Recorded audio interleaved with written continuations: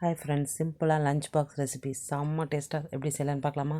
வாங்க. அதுக்கு ஒரு அகலமான கடாயில் 3 டீஸ்பூன் எண்ணெய், 1 டீஸ்பூன் நெய் சேர்த்துக்கோங்க. அது கூடவே பட்டை, கிராம்பு, ஏலக்காய், ஸ்பைசஸ் எல்லாம் சேர்த்துக்கிட்டு நல்லா பொரிஞ்சு வந்ததுக்கப்புறம் 1 டீஸ்பூன் சோம்பு சேர்த்துக்கோங்க. 10 பல் பூண்டை பொடியாக அரிஞ்சு சேர்த்துக்கோங்க. பெரிய வெங்காயத்தை நீளமாக அரிஞ்சு ஒரு 4 வெங்காயம் சேர்த்துக்கோங்க. அது கூடவே 7-8 பச்சை மிளகாய், காரத்துக்கு ஏற்ற மாதிரியான மிளகாத்தூள் சேர்க்க போகிறதில்ல. அதனால் எல்லாத்தையும் சேர்த்து வதக்கி விட்டதுக்கப்புறம் 4 பழுத்த தக்காளியாக பொடியாக அரிஞ்சு இதே போல் சேர்த்து நல்லா கலந்து விட்டு உப்பு, மஞ்சள்தூள், பெருங்காயம் எல்லாம் சேர்த்து நல்லா மூடி வச்சு வேக வச்சுக்கணும். இந்தளவுக்கு வெந்துடும். இப்போ ஒரு கைப்பிடி அளவுக்கு கருவேப்பிலை, கொத்தமல்லி, புதினா எல்லாம் சேர்த்து நல்லா கலந்து விடுங்க. இதுதான் இந்த சாப்பாட்டுக்குள்ள ஃப்ளேவரு.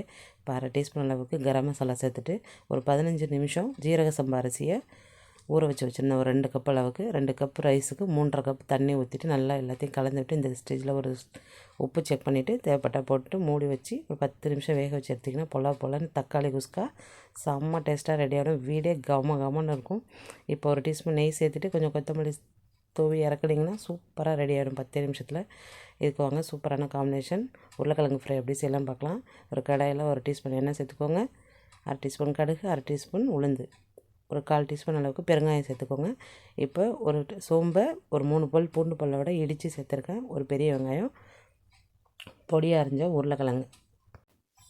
உருளைக்கிழங்கு நல்லா கலந்துட்டதுக்கப்புறம் 1/4 டீஸ்பூன் மஞ்சள் தூள், தேவையான அளவு உப்பு சேர்த்து நல்லா கலந்து விட்டு ஒரு கொத்து கருவேப்பிலை சேர்த்து ஒரு 5 நிமிஷம் மூடி வைங்க. இதுக்கு தண்ணியே தேவைப்படாது.